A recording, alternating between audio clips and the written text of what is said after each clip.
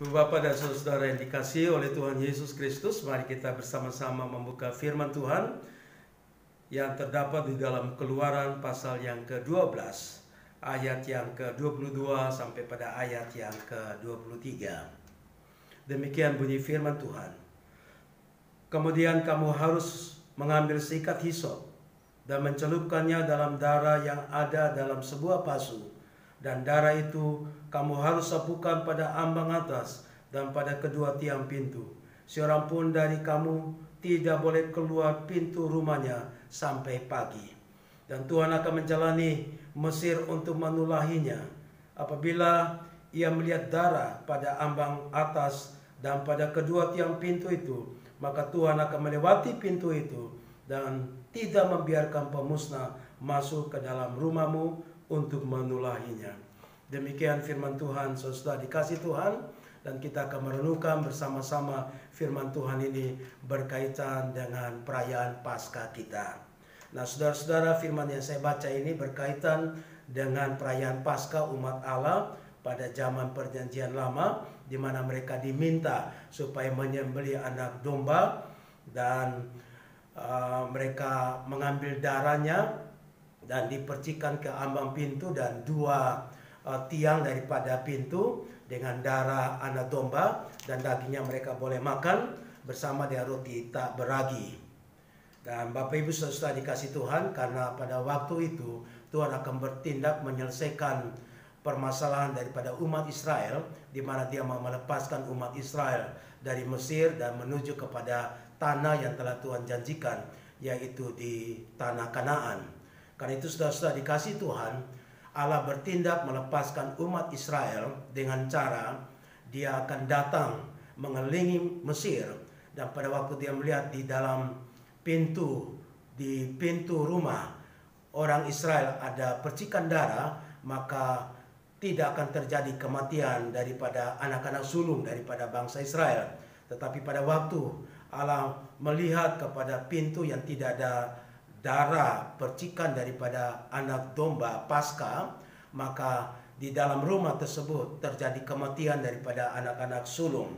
Nah, kematian itu bukan saja kepada anak-anak sulung, tetapi juga kepada anak sulung daripada binatang-binatang. Bahkan pada waktu itu juga ilah-ilah, ala-ala daripada bangsa Mesir pun mendapat penghukuman daripada Allah. Sehingga itu Allah memberikan ketentuan ini kepada umat Israel supaya mereka boleh merayakan hari itu turun-temurun dan bisa menceritakan kepada anak-anak mereka pada waktu mereka telah tiba di dalam tanah Kanaan yang dijanjikan oleh Tuhan, dan itu terus-menerus dilakukan oleh umat Israel. Sehingga pada waktu Tuhan Yesus dalam perjamuan terakhir, Tuhan Yesus juga melakukan perjamuan Paskah bersama dengan murid-murid. Dan Tuhan Yesus katakan itu adalah perjanjian terakhir Tuhan bersama dengan murid-muridnya, karena sebentar lagi Tuhan akan menyerahkan akan nyawanya di kayu salib sebagai satu pemberian anak domba Paskah yang disembelih di kayu salib. Karena itu mereka makan roti dan mereka minum anggur di dalam perlambangan, di dalam perjamuan terakhir bersama-sama dengan Tuhan Yesus. Nah, saudara-saudara yang dikasih Tuhan Yesus, anak domba Paskah itu adalah lambang daripada perayaan Paskah, dan itu digenapi di dalam anak domba Paskah yang sesungguhnya, yaitu adalah Tuhan Yesus Kristus. Yohanes katakan bahwa lihatlah anak domba Allah yang menghapus dosa manusia. Jadi anak domba pada zaman Perjanjian Lama tidak bisa menghapus dosa, tetapi Yesus Kristus adalah anak domba Allah, itulah yang bisa menghapus dosa. Karena itu saudara-saudara dikasih Tuhan, Yesus mengadakan perjamuan bersama-sama dengan mereka untuk mempersiapkan murid-muridnya bahwa Dia akan disalibkan dan Dia akan menyerahkan tubuhnya dan akan menyerahkan darahnya.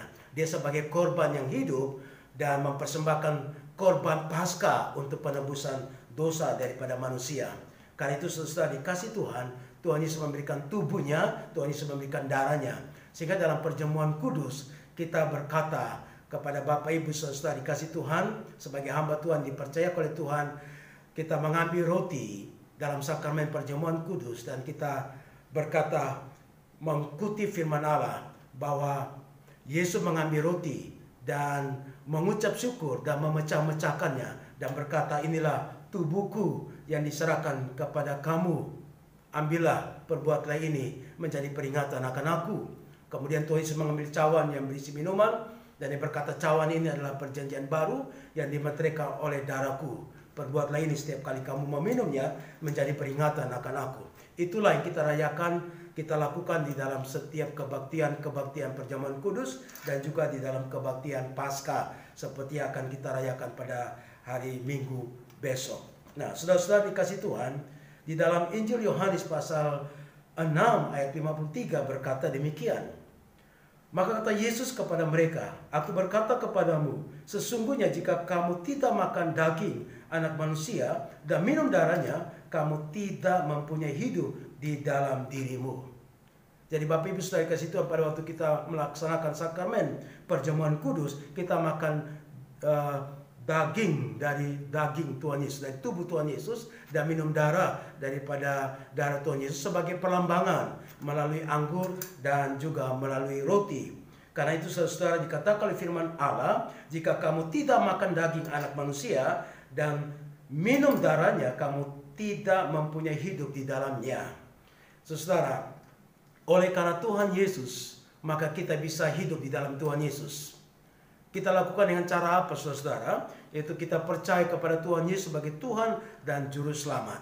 Pada waktu saudara berkata, saya berdosa, dan saudara menyadari bahwa diri saudara berdosa, dan saudara minta Tuhan ampuni dosa saudara, itu berarti saudara datang kepada Tuhan yang iman, dan menerima darah Tuhan Yesus yang tercurah di kayu salib, dan darah itulah yang bisa menghapus dosa saudara. Saudara sedang mengadakan perjamuan kudus bersama dengan persekutuan Allah Bapa, Allah Anak dan Allah Roh Kudus, di mana saudara diperkenankan menikmati anggur, di mana saudara minum darah dari Tuhan Yesus yang dilambangkan dengan anggur, di mana saudara juga akan mengambil roti yang melambangkan tubuh daripada Tuhan Yesus. Secara rohani kita lakukan itu, karena kalau kita tidak makan daging anak manusia dan minum darahnya, kita tidak akan mempunyai hidup yang kekal. Ayat yang ke-54 di dalam Yohanes pasal 6 berkata, barang siapa makan dagingku dan minum darahku, ia mempunyai hidup yang kekal, dan aku akan membangkitkan dia pada akhir zaman. Jadi kita memiliki satu kepastian, pergi ke surga, kita akan mengalami kebangkitan pada akhir zaman, memiliki hidup yang kekal. Itu terjadi pada waktu saudara menerima Tuhan Yesus sebagai Tuhan dan Juru Selamat, dan dia tinggal di dalam diri kita, sama seperti yang dilakukan di dalam perjanjian lama. Mereka tinggal dalam rumah, dan mereka makan daging dan makan roti tak beragi, dan di luar rumah itu akan terjadi pemusnahan anak-anak sulung. Demikian juga saudara-saudara, kalau kita tinggal di dalam Tuhan, kita tinggal dalam rumah Tuhan, kita tinggal bersama-sama dengan Tuhan Yesus, di mana Tuhan telah masuk dalam hati kita, kita menerima Dia sebagai Tuhan dan Juru Selamat, kita dilindungi di dalam rumah Tuhan, kita dijaga oleh Tuhan, seperti dikatakan firman Allah bahwa Tuhan adalah pokok anggur yang benar dan kita adalah ranting-rantingnya. Kita tidak bisa tinggal, kita tidak bisa berbuat apa-apa kalau kita tidak tinggal di dalam Tuhan Yesus. Kalau kita tinggal Tuhan Yesus, kita akan berbuah banyak. Karena itu saudara-saudara, pada waktu kita tinggal dalam Tuhan Yesus, maka darah Yesus Kristus melindungi kita. Melindungi kita dari maut. Maut tidak bisa menyentuh kita, saudara. Karena apa, saudara-saudara? Kita telah dibersihkan oleh darah Tuhan Yesus lewat kayu salib. Karena itu saudara, kita dilewati oleh maut. Maut itu apa, saudara? Itu virus daripada dosa. Dosa, akibat daripada dosa adalah neraka. Kita akan dihakimi pada satu hari kelak, di mana kalau kita tidak kita masih ada dalam virus dosa, tinggal dalam virus dosa, akibatnya kita akan hidup di dalam neraka. Tetapi bagi kita yang percaya pada Tuhan Yesus dan sudah dikasih Tuhan, maka virus dosa itu telah diberiskan, telah dimusnahkan oleh Tuhan Yesus Kristus, karena kita tinggal di dalam Yesus Kristus. Bagi yang tinggal dalam Yesus Kristus, maka kita telah dibersihkan oleh virus-virus dosa. Dan bagi mereka yang di luar Tuhan Yesus, ada virus dosa yang masih menyerang mereka, dan mereka akan mati, dan mereka mendapat penghakiman di dalam api neraka. Karena itu saudara-saudara dikasih oleh Tuhan, firman Allah juga berkata demikian, sama seperti Bapa yang hidup mengutus aku dan aku hidup oleh Bapa, demikian juga barang siapa yang memakan aku, ia akan hidup oleh aku. Artinya pada waktu saudara-saudara bersekutu dengan Tuhan dalam sakramen perjamuan yang kudus, makan roti dan minum anggur yang melambangkan darah dan tubuh Tuhan Yesus, itu berarti juga kita juga memiliki satu kehidupan yang baru. Hidup kita yang ada ini sebenarnya adalah hidup karena Tuhan. Karena itu sepatutnya kita memberikan hidup kita kepada Tuhan untuk dipimpin oleh Tuhan. Karena saudara-saudara, kita telah dilewati oleh virus dosa. Virus dosa tidak lagi menghancurkan kita dengan akibat ke neraka, tetapi oleh karena darah Yesus membungkus kita seperti percikan darah di ambang pintu umat Israel. Mereka lepas daripada kematian anak-anak sulung. Demikian juga darah Yesus Kristus dalam diri kita itu memusnahkan maut yang akan membawa kita ke neraka. Oleh karena darah Tuhan Yesus dan sudah dikasih Tuhan, kita bisa memiliki hidup yang kekal, hidup bersama-sama dengan Tuhan, dibangkitkan pada akhir zaman. Dan juga karena itu, saudara, selagi kita masih hidup pada zaman ini, kita harus hidup untuk Tuhan. Sama seperti Tuhan hidup bersama-sama dengan Bapa dalam satu koinonia yang begitu baik, demikian juga saudara-saudara kita yang telah percaya pada Tuhan Yesus, kita membiarkan Tuhan Yesus tinggal dalam diri kita, kita hidup dalam Tuhan Yesus, dan seluruh hidup kita ini kiranya dipimpin oleh Tuhan, disertai oleh Tuhan. Masa hidup kita masih panjang, tapi biarlah Bapak Ibu kita bisa melakukan itu untuk kemuliaan nama Tuhan. Bapak Ibu punya talenta apa saja, Bapak Ibu punya karunia-karunia yang Tuhan beri kepada Bapak Ibu. Marilah sisa waktu yang ada ini, kita telah diselamatkan oleh Tuhan, kita telah ditebus oleh darah Tuhan Yesus, kita sudah dimeteraikan oleh darah Tuhan Yesus, kita sudah berada di dalam satu koinonia rohani bersama Allah Bapa, Allah Putra, dan Allah Roh Kudus, dan kita sudah pasti memiliki hidup yang kekal. Karena itu Bapak Ibu, hidup kita yang masih ada ini, kiranya kita mempersembahkan kepada Tuhan, kita memberi yang terbaik bagi Tuhan. Mari saudara-saudaraku, kita tetap pegang keselamatan yang telah Tuhan berikan kepada kita yang cuma-cuma itu melalui pengorbanan di kayu salib. Mari hidup untuk Tuhan. Paskah adalah kebangkitan Tuhan Yesus. Tuhan telah bangkit dan kita juga telah bersama-sama bangkit bersama dengan Tuhan. Mari kita mengisi hidup kita yang sisa ini untuk semuanya kita perbuat untuk menyenangkan Tuhan. Kiranya Tuhan memberkati kita. Mari kita berdoa.